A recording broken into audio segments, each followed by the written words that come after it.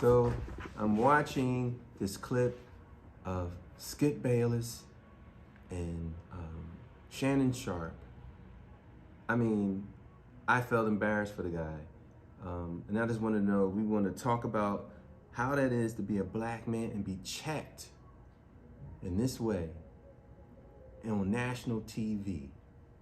Also, we're going to go into this whole thing with Deion Sanders. Deion Sanders, me personally, came into Jackson State University. I'm all in. I was watching, I'm following, I'm down with him. I thought he was going to do major things for HBCUs. Next thing you know, he's out. He's going to Colorado. Colorado. Wow. Right. Let's talk about it. Lunch break discussions. This is True Rebels Attain Victory. Lunch break discussions where we say what you are thinking. All right, let's get right into it. So I wanted to start off by saying, I wanted to start off by talking about. By the way, he's Travis Sellers. I'm John Wilson. So yeah, here's your host, Travis Sellers. I'm Travis Sellers. I'm John Wilson. John Wilson. Sorry. So I wanted to start off by saying, this is my petty stuff. Not really petty, but Jeff Brown is running for mayor. All right. So Philadelphia. So if you don't know out there, so he has this chain of supermarkets that are inside of Philadelphia and some outside, right? Yeah. Some outside. I thought he did a good job with the ShopRights. They're called ShopRights. I thought it was good, but now he's running for mayor of the city of Philadelphia, and I would say that we have one ShopRite near us. It's on one of the major streets, and man, the people there when they parking gets on my nerves. So hopefully when he becomes mayor, he can. I think people think so. The way it is, like ShopRite, you think of a grocery store, right? I remember in the beginning, a few years ago, it was just like, just an open space where you walk to the door. So because people park right up close to the door, because they had to have this VIP service, that they had to park their car. No, one else can do this. They had to park their car to get their groceries because, hey. Because they're VIP and they're more special than anyone else in the world. Special than anyone else. So they had to park up on the door. Like the door's there, they put in their grocery, so they put these pillars up. First they put cones out, then they actually put stone pillars. Sure. Yep. And it still doesn't stop these folks. They still drive their car right in front of the door. Yeah, and they do that, and they do it everywhere. I don't understand why people do that. So bad. Yep. And it really does obstruct traffic. It does when you're trying to drive by. People are trying to get out. Oh my God. It's weird. It's a weird one of these weird phenomena. And I don't know whether or not that just exists in the city, whether or not it also exists in the suburbs. I've never experienced it in the suburbs personally. Even though I've shopped both places, I've never experienced it there. But for whatever reason, in some of these communities, man, they just were more special. We came up with the idea that we could actually park in front of the entrance. You guys didn't, and because you didn't, that's reserved for us. We can do that. And then whether or not it's an emergency, an active shooter situation, or fire, or whatever the situation is, the emergency vehicle can't park here because my car is here, because my groceries or dropping off who I need to drop off is more important than your safety. And it's interesting. I mean, not to put it out there, and I'm just going to end it here. I think it's our people. You think? It's just a weird. I think it's your cousins, John. It's your cousins doing this. It's like it gets, and I see it everywhere. Right. Yeah. Not even just there. I'm up here in Plymouth meeting. Right. And I saw this lady. So you're saying regardless of where it's at, if who's ever at the helm, it's probably going to be a black person. This is what you're saying. Seems like. I don't know what it is, man. It's like they don't believe in parking spaces. And I gotta be right here. I gotta put my groceries. Just yesterday, it was an adult man, and it looks like his son was with him. I saw them in the store, and then I see the car as I'm coming out, parked literally right there. The doors are here, but he's parked right here. Right. Yeah. And they're putting their groceries in. I'm like, wow. Yeah. Like we just think that we supposed to do it. But I just wanted, that's just my petty thing that I had to get off my chest, man. It just gets on my nerves. We have to start a petty segment. Yeah, that's my petty segment right there, because that was whoosh. All right, so let's get right into the discussion.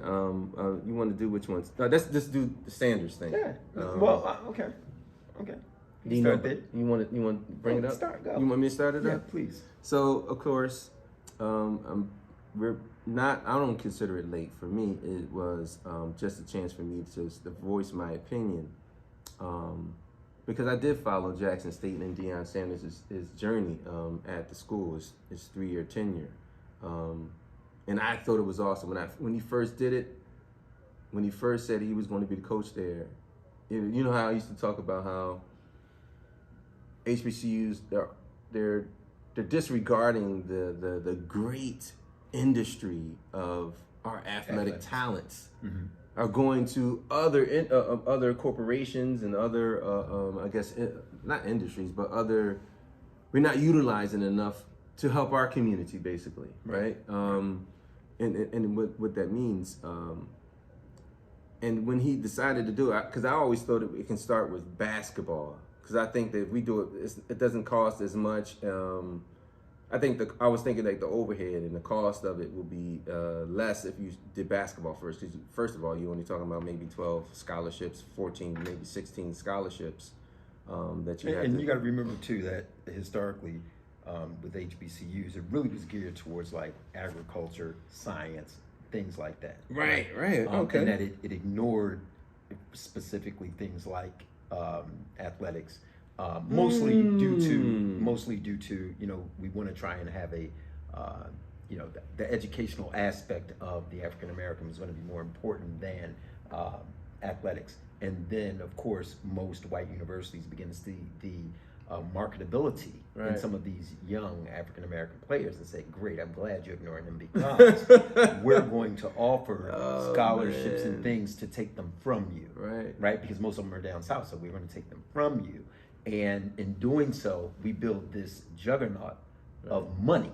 Because you got to remember, the football programs in lots of these universities, regardless of the size of the university, you got to remember the football program in these universities actually fund and fuel all the purchasing for all other programs in the school athletically. Right. They pay for everything because so much money is spent on, football players and the high-profile student athletes, right, that play the game. So, I just wanted to kind of put that. And it's so intricate, and I know that I spoke to some other people who are, I guess, NCAA coaches, and they say it's so intricate the way that they do the way that the funding is, I guess, dispersed with schools. Okay. There could be a disparity in some way, and that's another subject to talk about. But what you're saying about the HBCUs and the neglect, or I don't even think it was neglect. I think that it was one of those strategically things. Strategically, it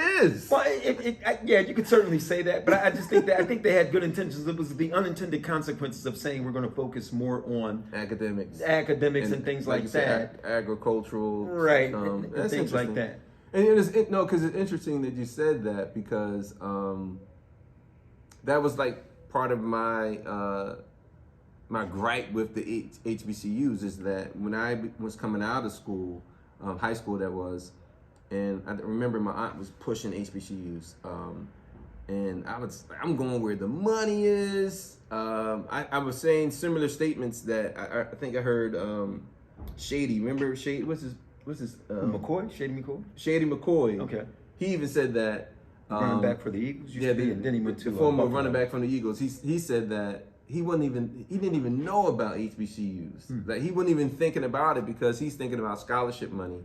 And I think that even Shannon Sharp said that he did. He said that he went to HBCU, right? Mm-hmm.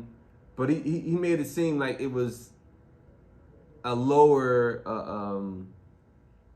step in his journey. Even though I think he did go to HBCU. Okay.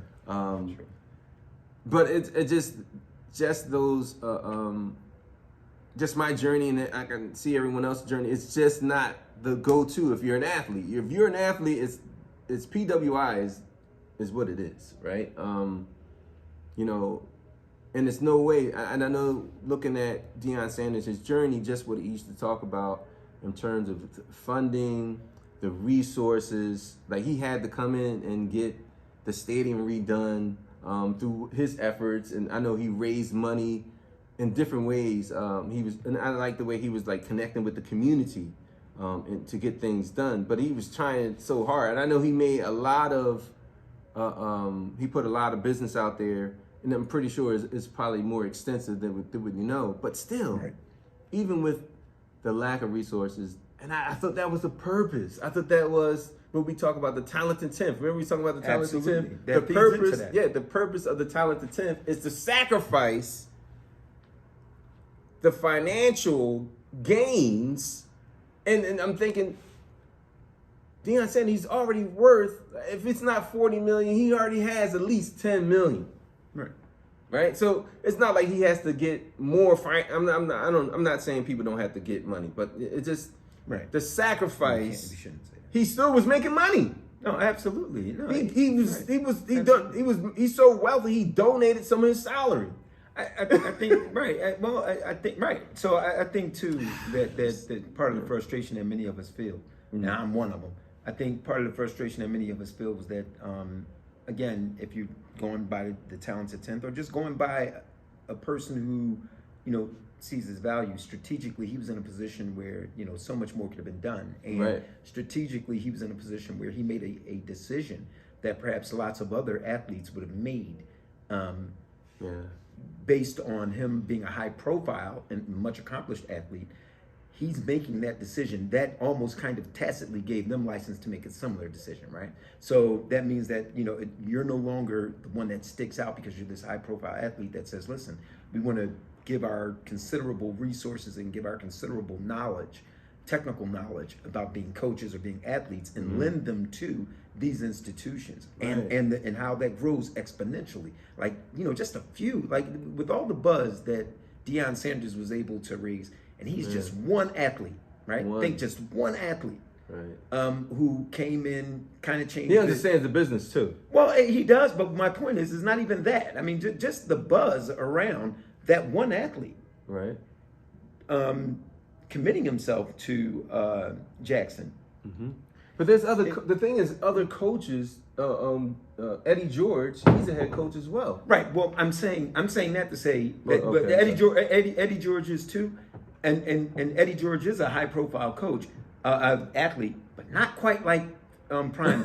Let's keep it being, you know what I mean? Let's keep it real. You know what I mean? He's just not that, right? Right. And he's a good guy. You know, I'm not saying that he's an accomplished athlete, but I'm saying someone like Prime doing it, Coach Prime doing it, it makes it so much more. It's high level, and that gives license to other athletes who would not have that opportunity in the NFL. Who would not have that opportunity anywhere else if they would, you know, be available to, and even seek out employment with some of these universities. They should actively be pursuing coaching jobs with these universities, and someone high profile like Deion Sanders gives them license to do it. So and on a strategic level, what that means is you've got not just multiple student athletes thinking, wow, I can go to Jackson. They're not thinking that. They're thinking, wow, I can go to Morgan. I can go to Howard. Exactly. I can go to, you know, because all of these high profile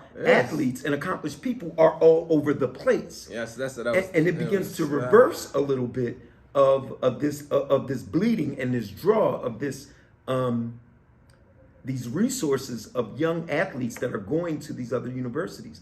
It's a disappointment. And don't get me wrong. Let's keep it real, right? So don't get me wrong. I of course, we want any person to be able to capitalize on whatever their gifts are, whatever their talents are. So yeah, you want people to get money. We want people to get money, but I was bought into the idea. I was behind the idea that he was doing this for the sole purpose of boosting and supporting HBCUs. He's a capitalist. You got to remember, he's a capitalist. No, but I was bought in, man. I was like, yes, he's taking it to the promised land. Yeah, I would never use. I have word a dream. promised land. Yeah, I have a dream. I would never use the word promised land or have a dream or anything like that with Deion Sanders. And he's not. I mean, the other side of that is Deion Sanders has never really exuded anything close to coming to the culture other than this decision that he made to be the coach at this HBCU. The truth of the matter is he never really exuded anything to me that I can recall prior to that. He was never someone that was really an active advocate of HBCUs or black culture. But I mean, in his role, he was an advocate for HBCUs. To be honest with you. In what role? When he was at Jackson State. That's my point. My point is prior to that, he never did. My point is, all right, so prior to that, what did he do? Well, decided making that decision. What other things? I don't know. Yeah, none. And you would be able to know if it was done. You don't know because it wasn't. But I'm just saying, all right, so people could change. Yeah, and it can change back, okay? Because he changed, and then he changed back. All right. What I was thinking that, of course they can. I understand what you're saying. So even if, I just can't understand his thinking. I think he will be more iconic. His thinking was strategic for himself personally. He would be more iconic if he would have stuck with the mission and he was able to turn, because people were, it was guys, top athletes going to Jackson State, right, committing to Jackson State because of him. And but that's the tragedy in this, though. I know. See, that's not the fun part. That's the tragedy. That's the tragedy in it for the athlete. I don't care what y'all say. It hurt, and y'all can be nice about it. I was hurt, man. Sure. Yeah. Okay. Maybe I don't have enough money to support Jackson State the way he did, but still, it still was like a hurt piece. No, it is a hurt piece, and I think that's the tragedy in it for some of the young people. When you start beginning to talk about, having athletes recognize their culture and give and be able to contribute to that while being able to get great wealth for yourself and resources for yourself. To say that all of that can happen in one decision, because they would have. In one decision by you being this great athlete and then going to another great storied university, any of the HBCUs would have been a great story. To tell them that they should be doing that and then go back on your word is a tragedy. And that is. And that's the issue that I'm talking about. Because he was talking about, you're not going to get this culture from anywhere else. He was literally saying, all the things that we would say being in the HBCU. And with all due respect, I may as well say it. He's a clown. And he always was. And he always was. You always talk about the presence of minstrel shows and things like that. I think that come on, man. I think that if that's true, I think that I've seen Deion Sanders be on that side of being a minstrel show. He's more apt to being that than he is to being a serious man about his culture and things like that. He's far more interested in being a caricature and a clown of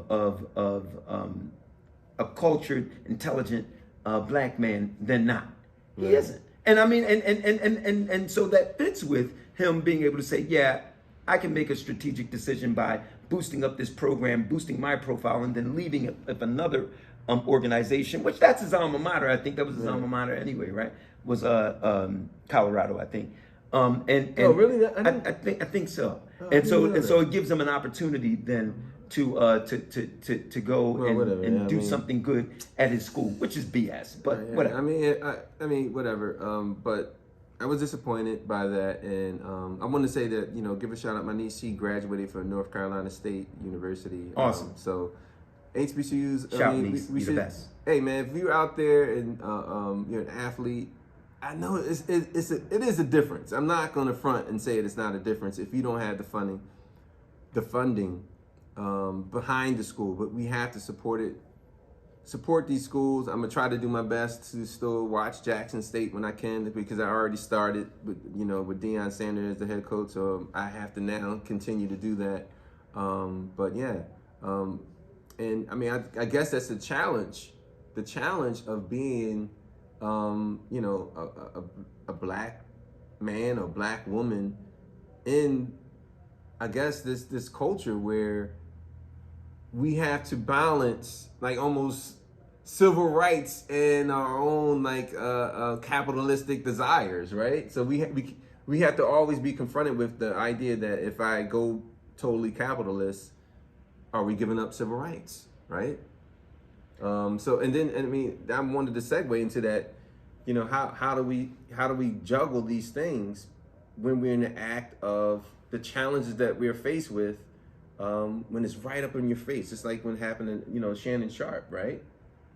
Yeah, I think that's more. I think that's a little different, but okay. I think in the sense that it's just the corporate culture.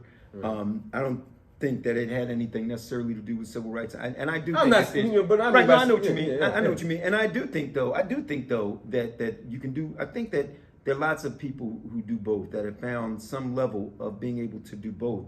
And it's always very difficult, obviously, in corporate America, in corporations that are ran by people who may have a totally different agenda than the people whom they hire. And so the people whom they hire, whether they like it or not, or whether they know it or not, have got to conform to the people that hire them in one way or another. They begin to create the political environment that you work in. They begin to create the work environment that you work in. The people who hire you create that environment. And so that's the reason why there are lots of people who go out to want to be entrepreneurs, right, who want to have their own businesses, because they want to say, hey, this is my work environment, right? This is what I want to create for myself. Yeah. And I want it to be comfortable for us. So that's the reason why lots of people want to become independently wealthy and run their own corporations. And I respect that. But in the case that you're talking about with Shannon Sharp, yeah, you can see where the dynamics of that played out openly and publicly with him and Skip Bayless. So did you want to talk about? Well, all right. So look, what happened? What I saw, I only saw the clip. That's what I think most of us saw. Yeah, because I really don't do the commentators too well, because they get on my nerves, to be honest with you. But so I'm watching the clip, and Shannon Sharp is there. You know, they always had this heated battle thing, and then they're capturing it in these clips. And he's I guess he's in the midst of critiquing Tom Brady and his performance the Sunday prior, right? And he's going in. I mean, they didn't say it specifically, but when he's doing that, as he's doing that, Skip, you know, was like, hold up, Tom Brady is way better than you, and he started going in how you're not even good. You can't even like play with it, or you know, you're not even like you can't even have enough respect. You can't touch him. Yeah. To respect him because he's a Super Bowl champion, and what are you? He's better than you ever could be, and like disrespecting him and his accomplishments. And then Shannon Sharp's his response to me was, I guess he was surprised that he was coming at him, because it was almost like he's having a conversation with a friend and was like, damn, are you disrespecting me like this? In front of my face? Like, well, I'm right here. Yeah, right in public like this? Right. Yeah, like you can talk to some, I mean, you could be somebody else. And he actually was, and Skip was. Skip was talking to an audience that feels that way about Shannon Sharp. So it was like he was talking to someone else about Shannon Sharp without his knowledge. Wow. It was that. And that's part of the Fox network. See, I didn't even know it was on Fox. Yes. Group of viewers. Okay. That's exactly who he was talking to. So he was talking to who again? He was talking to his group of like you were saying, that he was talking, it's like he was discussing him with a friend, or discussing things about him when him not even being present. Right. And he was discussing that with others in that universe of viewers, Fox viewers, that feel the same exact way that he does about Shannon Sharp. Oosh. In front of his face. So it was easy for him to do it, because I am talking about you. And no, I don't have any respect, because when I'm in the comfort of my home, or at a bar, or at the clubhouse, we can have those kind of discussions about y'all. And I mean, it literally was blatantly like that. And at one point in the discussion, Shannon Sharp was getting hyped. He was already there, but he got hyped, and he was like, whoa, you talking to me? Took off his glasses, like, you talking to me, bro? And basically Skip was like, you better put your glasses back on. I mean, you're still not as good as him. You should not be talking about Tom Brady. Wow. And I mean, and he literally picked up his glasses at that point. I mean, after, he put his glasses back on and did like this. So did Skip also say, now put those glasses back on and roll over? I mean, touch this stick. I mean, the clip starts. So, I mean, stop. So I didn't watch I didn't go watch the whole thing, but it was like, I was so embarrassed. I mean, and I felt like Skip was addressing more, just like you were saying. He was addressing more than just Shannon Sharp. It was like he was addressing every African American, every black man in that role. Because I hate the comment. I do hate this. We are the accomplished athletes, and we have the academic acclimates to be on TV and to speak about the subject, right? At the high levels. Yep. But we have always a white man don't do nothing, has not accomplished one athletic anything. Right.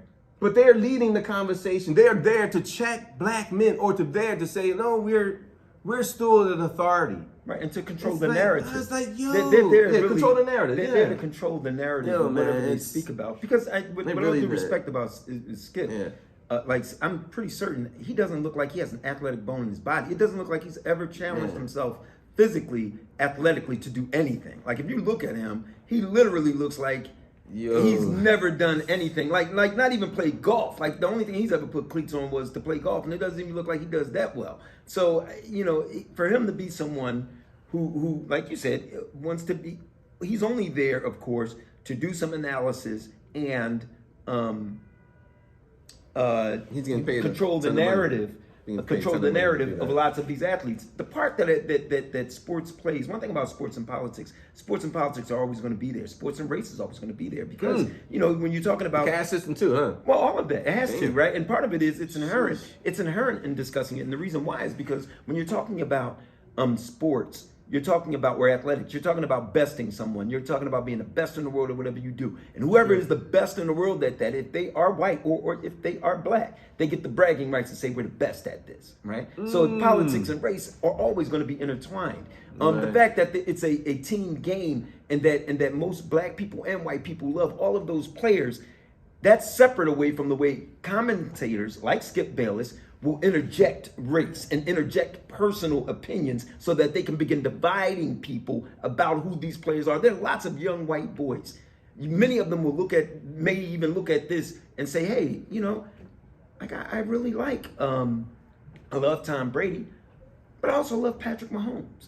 I also love Jalen Hurts. I like him a lot. Right. You know what I mean? And I want to be Jalen Hurts. I only have a Jalen Hurts jersey. Right. But it's people like Skip who want to marginalize the contributions of these young athletes to make that young white boy think, no, you should only be thinking about Tom Brady. Again, Tom Brady is an accomplished athlete. Yeah. We love Tom Brady, but Tom Brady is not beyond reproach. Of course he can be criticized. Of course we can look at his play and see where he messed things up. Of course there are times where he's going to be off. But there are people, gatekeepers, if you will, like Skip Bayless and like lots of other commentators who are there to preserve the superiority of him and to make him look like he's something otherworldly. And again, great quarterback. I love Tom Brady for years. He's one of my favorite quarterbacks. He's not one of my favorite. He was he was like my favorite quarterback for years. And because I always looked at him like a machine, like he always went through things. But again, but again, even though he's accomplished those things, there are people who look at him and believe that he's infallible. They look at him like he is the Christ. Yeah. They look at him like he's this deity that is beyond criticism, and that when you do criticism, it's something personal. They want to be able to say, you're only saying that because he's white, right? Which is ridiculous. The reality is that, Shannon probably brought out, and he did bring out some things that Skip himself and any other commentator on any other given day, on any other given quarterback would say those same exact criticisms. Yeah, the same things. They would say the exact same thing, except for there has to be this thing where, but when it comes to Tom Brady, we can't say anything. And for me, that is it goes back to you and I had these conversations personally before. I got to say it here, is that's one of the things that makes it unenjoyable for me to watch football. And I got to be honest with you, it's been unenjoyable for me, quite frankly, since I began listening to commentators in the 70s.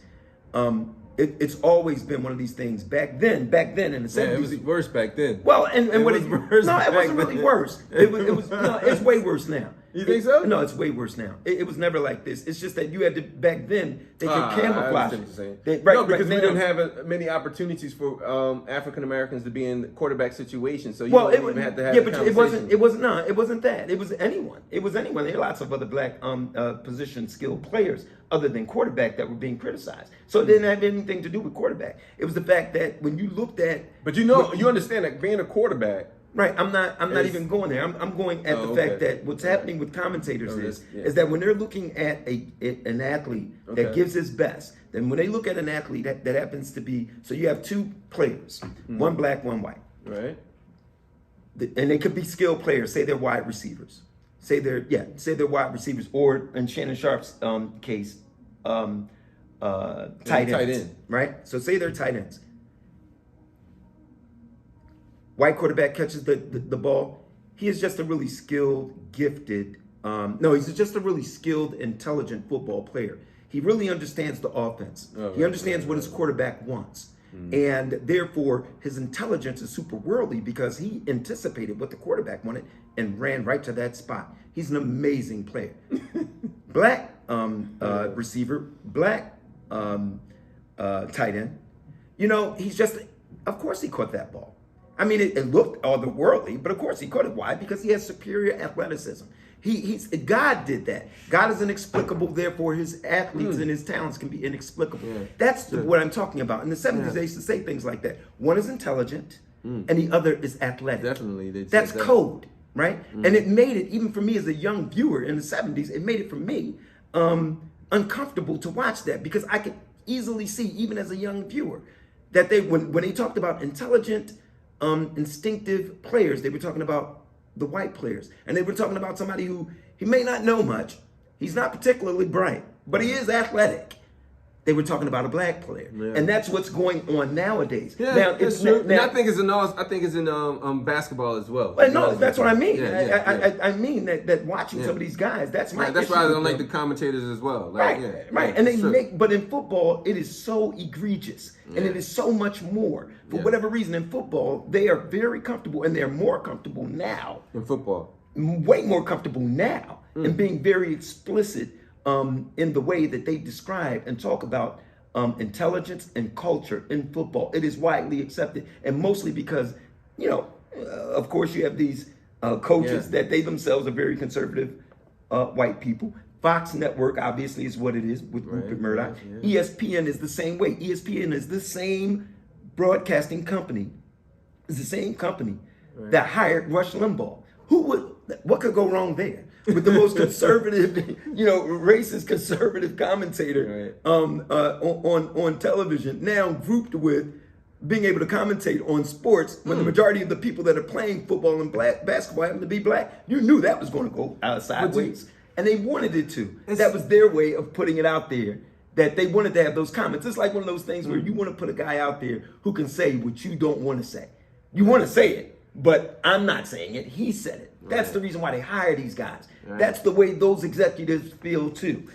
And that's why it's happening. And we have to navigate this space, I mean, often, even at the high school level, because I'm thinking, maybe not commentary, but just the way that we are viewed. And I'm thinking about my own sons and their progress into being in high school, and just watching. If you are not this great, Michael Jordan or Kobe Bryant specimen of an athlete, when you're with a majority white space, you probably won't be seen as a effective player, and you probably won't be seen as someone who's intelligent or who can think about navigate the game well. When you don't get their experience, so they rob you of the experience, so you can't look like someone who has more experience than you, because if you're robbed of the experience, and if someone is getting playing time more than you, of course they're gonna look sharper because they're playing. Right, they get more play. So it's like practice more. It's like time. I always navigated that space of the intelligence, the especially when it came to quarterback, because my sons always played with a mix, I guess a diverse team. And when it came to quarterback, they already had their quarterback in mind, and it was never like, unfortunately, it just wasn't a brown man or a brown boy. It was always the other. And even in running back, like you're the fastest kid on the team, right? Right. Why are you not playing, running back? Why are you not in the specialty position? Why are you playing on the line? Like, who does that ever? I mean, so it's like you always navigating that space. You're talking about how you're being seen as being intelligent or being relevant enough to speak on the subject about the commenting on someone's lack of progress in the game or their stats, their I guess not the lackluster performance. You can't speak on that. Right. Of course you can. You criticize everyone else. I mean, like that's part of your job as an analyst. As an analyst, I would figure that part of your job is to analyze. As you break things down, you break things down by analyzing what went well and what didn't. And so of course you're going to laud. Who could not laud Tom Brady for his major accomplishments that he's had? I mean, that it is what it is. It's a matter of public record. And he's done what he's done. I mean, he's an amazing quarterback. But I'm saying at the same time, no one. It is clear on any given Sunday. That's what he said too. Like he's playing at 45, and you had to stop at 35. Right. I mean, right. It was like, and we're talking about two different positions. Nobody touches the quarterback. The quarterback is actually they can't touch Tom Brady either. Right. Well, so nobody touches the quarterback, and to the extent that they don't touch the quarterback, no one touches Tom Brady. And everybody, he is the I don't know what you would call it, the unicorn, white elephant, whatever it is, that mythical character that you have that can't be touched. Man. He's that. You see some really ridiculous. I mean that's so absurd for Skip to say that because he knows what it means. He knows that there are very few 45-year-old tight ends in the game. There are very few 45-year-old wide receivers in the game. The only one that it really kind of lends itself to longevity in football would be a quarterback. It's true. Because they're in a position where they are widely protected. They're not getting hit. So Skip knows that. But to make it more caustic and to make it more acidic and personal, he said that about Shannon. And I guess Shannon responded the way that he did. But what that also says I don't think he did a good enough response. Of course he didn't. But the reason why he didn't is because what you and I discussed before. In corporate America, there is a specific type of person that they want in corporate America. And that bleeds into another subject about African American men in leadership positions in corporate America.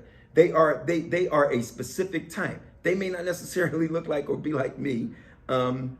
Regardless of what their academic accomplishments are, professional accomplishments are, they are a specific way, and they are almost always very docile, neutered. They're neutered type of men. They're men that go along to get along. They're not going to bristle anything. What is called the quote, angry black man. But the interesting thing about that is, conversely, an angry white man is the only one that can be a CEO of a corporation. You know what I mean? Conversely, the other part of that is that you want to be known as the CEO or a white man in corporate America. You're coming in, I'm going to put my foot in somebody's ass. Why didn't you do this? Change men, and you put a black man in there. Oh my God, I felt so intimidated. I don't know what's going to happen. Are they going to run around? Are they going to loot? Should we call the police? That's true. When the reality is he's just a man who's had his fill and wants to be assertive in terms of what makes people or encouraging people to do the right thing. So that's another discussion and maybe a little more weighty, but it does bleed into this conversation that in corporate America they want their men a specific type of way, and regardless if they happen to be like Shannon Sharp, 200-something pounds, rock solid. This dude is 45, 50 years old, rock solid, right? Hit men for a living. And be hit by men for a living. He could take Skip Bayless and snap him like a breadstick if he wanted to. He could snap his ass snap his neck like a breadstick that day. if he wanted to. But he wouldn't because he has to hold his contract. Now the other thing is, don't you do that in a club or a bar or someplace personal with Shannon Sharp, because he would feel comfortable snapping your neck like a breadstick, and that's indicative of the problem we kind of flip that, where we do those kind of harmful things to each other. And we're very temperate, and you know, we become to be very reasonable when it comes to everyone else. Yeah, you're hitting on a lot of good subjects. Yeah, that's a good one right there. That's deep. So, hey, man, thanks for joining us. This is a great conversation. I think what we need to do is talk about how we navigate these spaces in sports. Like, that's why we have to have a talent and tenth, at least, like, try to at least have a think tank around this, like how we should, what are the strategic ways that we need to navigate? So we won't have a Deion Sanders blow up. We can't have somebody like one of our major players in Hall of Famer on commentary being disrespected by someone who hasn't accomplished anything in that sport. This is just my opinion. I mean, we just have to create. Check and see if those young men. Yeah, I know. So thanks for joining us. We'll check us out on True Rebels Attain Victory. Please do. YouTube and on Instagram. Pass it on to your friends. Talk us up. You know, I mean, these are interesting conversations that we all got to kind of you know, have fun with and talk about and learn from. Yes, man. Until next time. Peace and love. Peace and love.